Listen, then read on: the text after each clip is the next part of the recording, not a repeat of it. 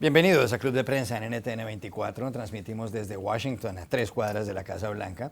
Al final de este programa, ustedes no lo olviden, lo pueden encontrar completo, o pueden encontrar a partes en nuestra página de Facebook, también por nuestra cuenta de Twitter, y el audio, el podcast, lo pueden escuchar, lo pueden oír en SoundCloud. Les doy la bienvenida hoy a los invitados a Club de Prensa. En primer lugar, el profesor de periodismo de la Universidad de Columbia, John Dínguez. Bienvenido, John. Gracias. Luzmeli Reyes, periodista venezolana, directora de Efecto Cocuyo, medio independiente. Bienvenida a este programa también. Muchas gracias. Pablo Pardo, corresponsal del Mundo de Madrid. Bienvenido a Club de Prensa. Muchas gracias. Y Muni Jensen, analista política de este programa. Bienvenida. Gracias. Y quería empezar justamente con Muni porque ayer se produjo una noticia importante en el paisaje político estadounidense. Hubo una parada más de las elecciones primarias de ambos partidos, y en esta ocasión, aunque en el lado republicano ganó Donald Trump, que es el virtual candidato y ya no tiene competencia, en el Partido Demócrata la gran vencedora fue Hillary Clinton. Aquí está la primera página del diario The New York Times. ¿Y qué fue lo que ocurrió? Había elecciones del Partido Demócrata primarias en 7 estados, y la señora Hillary Clinton ganó en California, que es el estado más poblado en Estados Unidos, en Dakota del Sur, en Nuevo México y en Nueva Jersey, en estos 4 estados, y en los otros 2, perdón, eran 6, en Montana y Dakota del Norte, ganó el señor Bernie Sanders, senador por el estado de Vermont. ¿Esto qué significa? Significa que la señora Hillary Clinton ya sobrepasó con creces el número de delegados que necesita para la convención de Filadelfia, que se llevará a cabo entre el 25 y el 28 de julio, donde ella va a ser ungida como la candidata del Partido Demócrata. Se trata de algo histórico, como ha dicho Hillary Clinton, porque nunca una mujer había sido candidata de uno de los 2 grandes partidos a las elecciones presidenciales, que en este caso son el 8 de noviembre. Sin embargo, dice el periódico The New York Times hoy en un editorial titulado El triunfo y el peso, o el triunfo y la carga de Hillary Clinton, que hay varias preguntas que ella no ha respondido sobre su vida política y sobre su pasado, y que debería convocar por lo menos una gran rueda de prensa para dar explicaciones de asuntos como el manejo de sus correos electrónicos en la crisis de Libia y sobre otros aspectos como su relación también con Wall Street, con los banqueros de Wall Street. ¿Cree usted que la señora Clinton hará eso? No, yo creo que en este momento está celebrando uno de los escasos momentos de gloria que ha tenido ella en esta campaña, que le ha quedado tan difícil empezar a liderar. Creo que lo que sucedió en las últimas 24 horas es un golpe de suerte para Hillary Clinton en muchos sentidos, y en otros sentidos es resultado de esa perseverancia y esa forma tan, digamos, dedicada de ella manejar muchos aspectos de su campaña. Coincidió con algunas cosas que se dieron que no se esperaban. En primer lugar, le ganó a Bernie Sanders en California, y ahí más o menos le quitó el último suspiro que tenía Bernie Sanders en esta campaña, y era una victoria que ella necesitaba más moralmente que por números, porque el perder California, el bastión del Partido Demócrata, un lugar con muchísimos jóvenes y el estado más poblado y más rico de Estados Unidos, para ella habría sido un golpe muy grande. Por otro lado, coincidió con una de las pocas malas semanas que ha tenido Donald Trump, porque por fin alguien lo puso contra las cuerdas, y sus comentarios con respecto al juez mexicano realmente han tenido, le han dejado cicatrices. O sea que ella en este momento se ha logrado diferenciar de Donald Trump. Y por último, logró por fin llevarse la bandera de las mujeres. Las titulares en todos los diarios hace historia el hecho de que sea la primera mujer candidata a la presidencia. Vamos a ver cuánto le dura este momento de celebración. Es muy difícil lo que viene por delante. Donald Trump alista todas sus herramientas y sus golpes bajos, y seguramente ella será blanco de muchas críticas, no solamente de Trump, sino del público americano, que le pedirá respuestas. John Dínguez, ¿cuál es su conclusión de lo que pasó ayer en el Partido Demócrata y con Hillary Clinton? Bueno, hay que decir primero que Sanders casi ganó, y ya vamos 2 corridas, o sea, con Obama y Hillary también era muy cercano, así que el proceso de primarias es una elección real. Sanders casi ganó porque tiene un enfoque en la política que es muy distinto. Yo siempre quiero enfocar no en el proceso electoral, sino en las políticas mismas.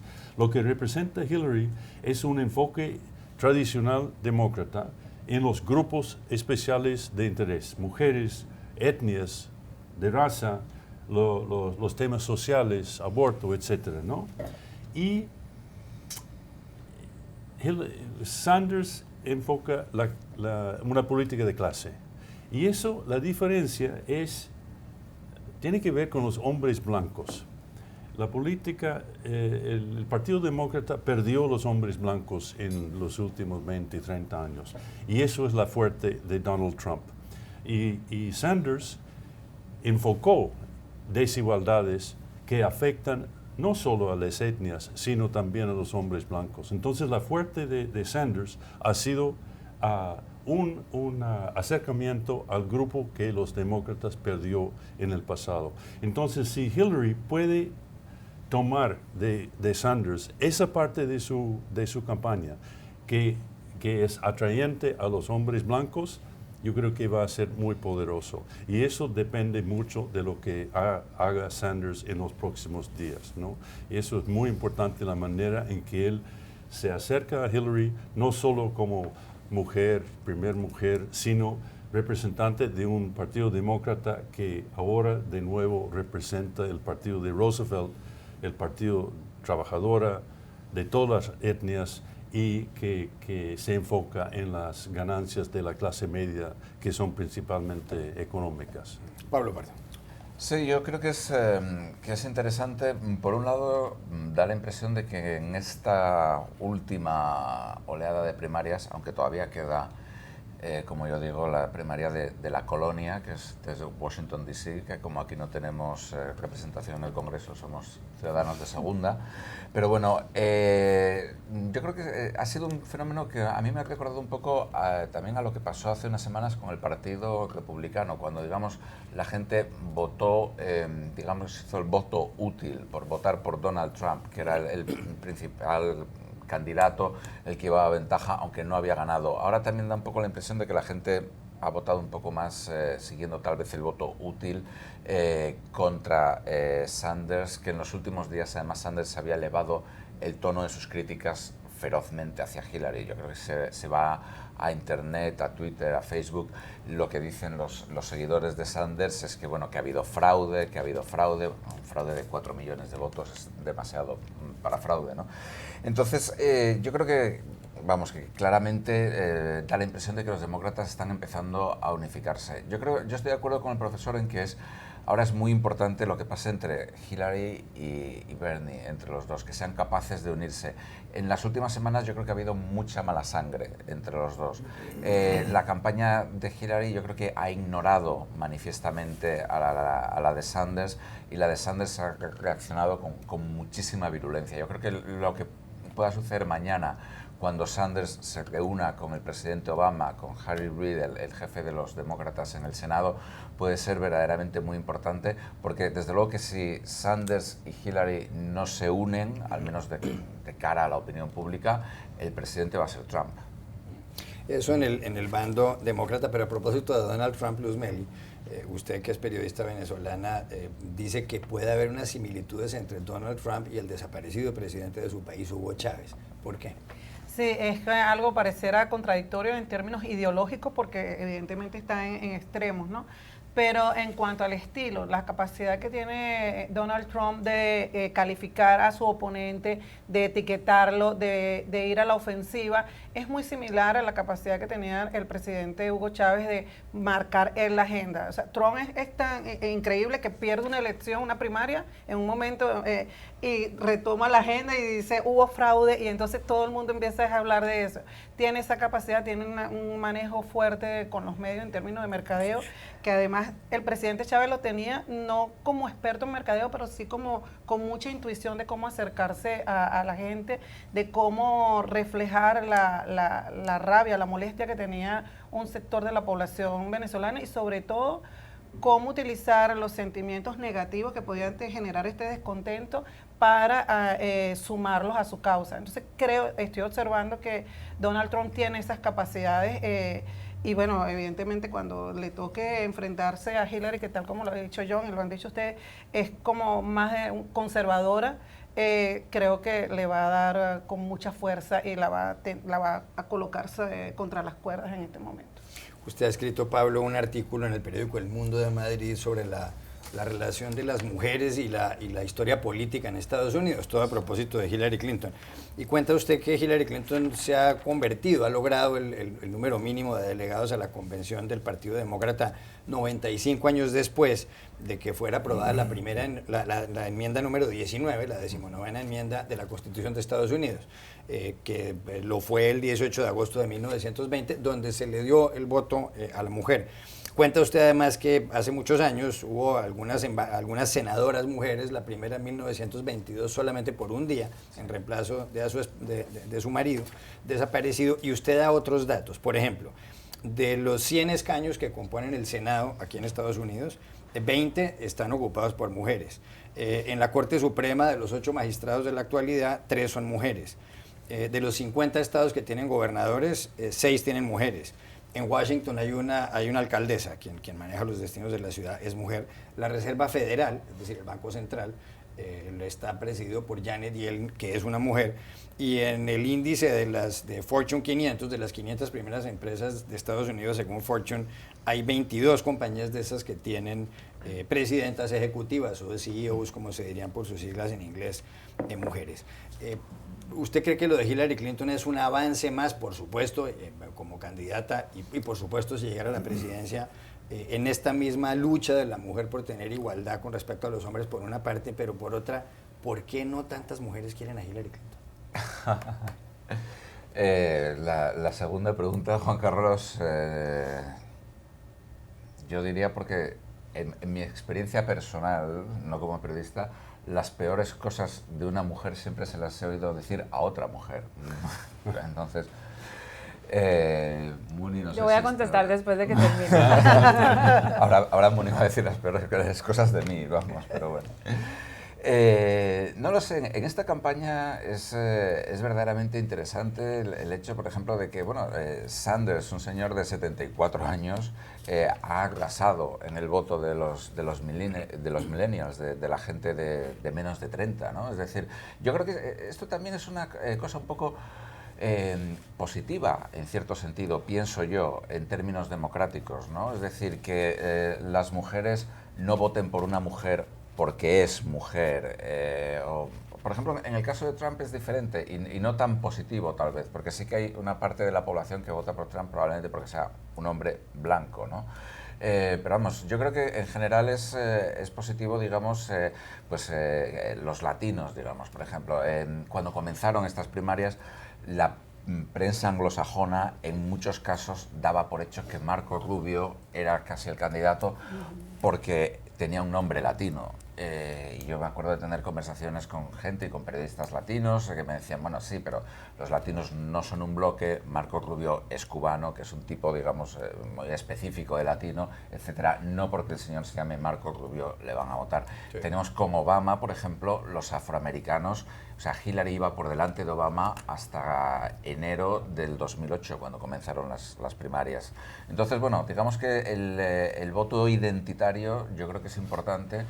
Pero yo creo que también es positivo el hecho de que, digamos, haya un voto más de carácter ideológico o de carácter programático. De todas maneras, si miramos ahora mismo en Estados Unidos a nivel político y a nivel federal, sobre todo, la presencia de mujeres, y esto sí que es importante, son abrumadoramente demócratas. En el pasado había demócratas y republicanas, de hecho creo que la primera senadora era republicana, sin embargo, hoy en día es completamente demócrata y esto es también un problema para el Partido Republicano. ¿Por qué, y en una respuesta de 30 segundos, hay tantas mujeres que no quieren a Hillary Clinton? No lo digo yo, está en un artículo de BBC Mundo Hoy. Yo creo que hay un par de razones y ninguna es el canibalismo al que alude Pablo Pardo entre las mujeres. El primero es generacional.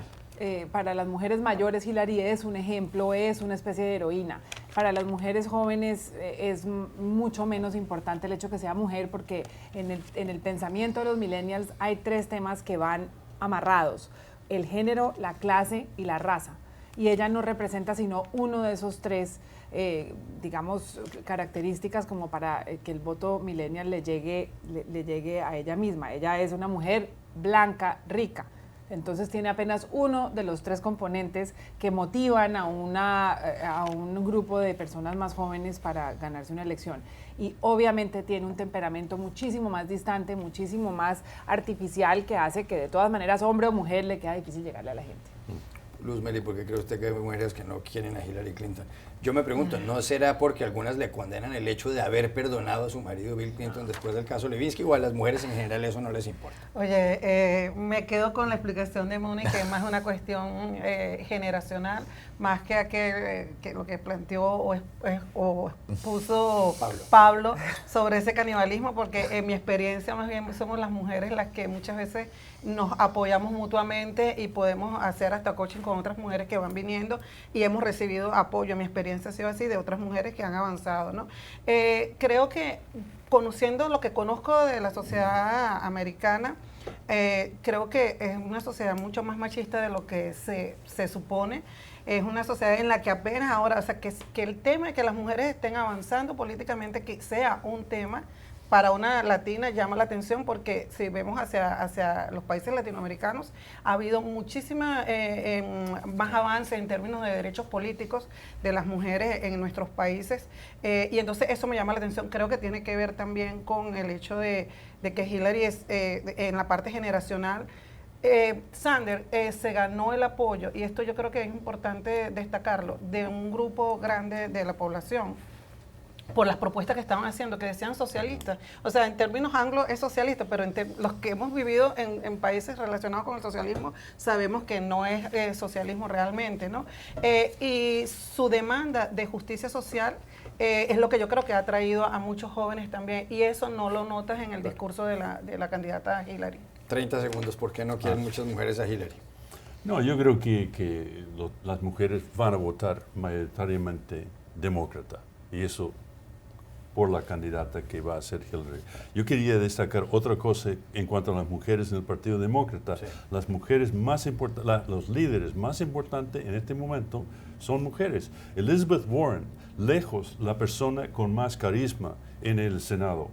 En California, 2 mujeres demócratas ganaron las primarias, o sea, no hay republicano en la elección de noviembre. Kamala Harris, acuérdense de ese nombre, una mujer del futuro en el partido, y por supuesto Nancy Pelosi, que es el líder de los demócratas en el Congreso. Ya regresamos a Club de Prensa. Volvemos a Club de Prensa en NTN 24 desde Washington. Luz Meli, hay noticias de su país, de Venezuela. Por una parte, el Parlamento Europeo hace pocas horas aprobó una moción por 501 votos a favor y 94 en contra, en donde pide que se pueda celebrar el referendo revocatorio en relación con Nicolás Maduro, el presidente, y en donde además se le solicita al gobierno venezolano que ponga en libertad a los llamados presos políticos, a Leopoldo López, el líder opositor, a otros líderes e incluso a varios estudiantes que están presos por las mismas razones. Pero por otro lado, la oposición venezolana ha dicho que el Consejo Nacional Electoral validó 1.300.000 firmas que están pidiendo el referendo revocatorio.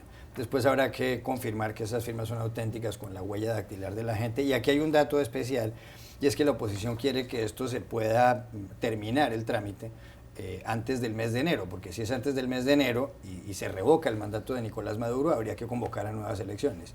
Si esto se produce después del mes de enero, entonces, y prospera el referendo revocatorio, el poder lo ocuparía el vicepresidente, y el vicepresidente puede ser elegido a dedo por Nicolás Maduro, de manera que podría gobernar quien Nicolás Maduro escoja. ¿Qué cree usted que va a pasar con este trámite del referendo revocatorio? ¿Se va a llegar va a ocurrir todo antes de enero como piensa la oposición, o usted cree que aquí no hay ninguna posibilidad? Yo soy de las personas que creen que en Venezuela va a haber un referendo revocatorio antes de enero. ¿Y por qué lo creo? Por varias razones. Uno, electoralmente por primera vez la oposición venezolana es mayoría, no solamente lo demostró en las urnas el 6 de diciembre y todas las encuestas demuestran que es mayoría ya en Venezuela. Eso no había pasado antes, aunque la oposición siempre decía que era mayoría, eso no había pasado. Y en segundo, la crisis de Venezuela es tan fuerte, hay una crisis económica, una crisis política y social, que se necesitan válvulas de escape para que las personas puedan expresarse. Y la gente está pidiendo expresarse en un revocatorio. No es sencillo llegar al revocatorio en sí mismo, porque fíjate, estas firmas que están en el CNE todavía no han sido validadas oficialmente. Tienen que ir las personas a decir, sí, yo firmé y poner su huella dactilar. Luego de eso viene un proceso de recolección de 20% de firmas más, que son las que activan realmente el llamado al referendo. ¿Qué está pidiendo la oposición venezolana? Que haya un cronograma claro, porque el CNE ha actuado de manera sobrevenida en esto y no ha dejado claras las reglas, que haya esta claridad, que haya el cronograma y que se diga, bueno, el referendo va a ser en tal fecha, si se cumplen todos los pasos que deberían cumplirse. Además, lo importante que es que cuando las personas vayan a votar, de todas maneras tienen que sacar una cantidad de votos tal que sea superior a la que sacó el presidente Maduro, y entonces todavía faltan elementos allí, pero yo estoy convencida, y es porque he estado conversando con personas del chavismo y otras personas, que va a haber referendo, y lo he dicho varias veces, sí, en enero, si no es así me retractaré, que va a haber referendo en Venezuela antes de enero. Y con todo lo que tú has explicado, también hay personas, en esto ya lo discutíamos varios, que decían que no importa que si el referendo fuese después, igualmente hay que hacerlo, porque el presidente Maduro no tiene votos actualmente, no tiene popularidad, y todo indica que sería revocado en diciembre, en enero o en febrero. Lo que sucede es lo que pasaría después, si ocurre en diciembre o si ocurre en enero o en febrero. Sí. Ya regresamos a Club de Prensa. Volvemos a Club de Prensa en NTN 24 desde Washington. Estamos en plena Copa América de Fútbol, Muni, la Copa Centenario, y ha habido algunas metidas de pata. Una de ellas tiene que ver con que a los jugadores de la selección Uruguay les pusieron, en lugar del himno uruguayo, el himno de Chile, el himno chileno. Otra tiene que ver con la compañía Adidas, que además patrocina varias selecciones, entre otras la selección de Colombia, y en unas imágenes promocionales se refirió al país, a Colombia, que es mi país y es el suyo, como Columbia, error muy típico aquí en Estados Unidos. La gente por Twitter ha dicho, it's Colombia, not Columbia, y ese clásico error porque en realidad Columbia o Colombia se deriva del nombre de Colón. Mucha gente dice, y yo por supuesto estoy de acuerdo, que el nombre del continente entero debería ser Colombia, en referencia a Cristóbal Colón, que se supone que lo descubrió.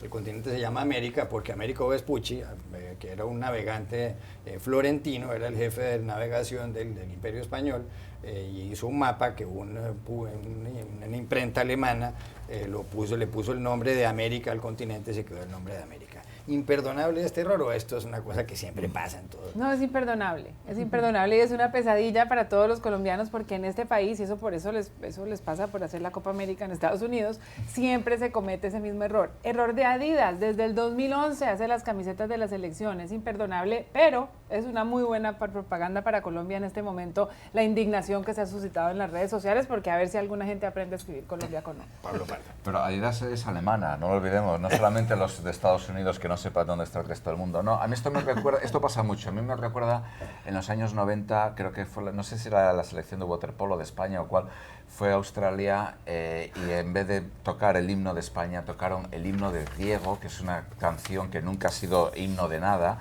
que es de la Guerra Civil Española, en la cual literalmente se aconseja matar y pegar palizas a los curas. Fue bastante controvertido, como nos podemos imaginar. Luz Meli Reyes.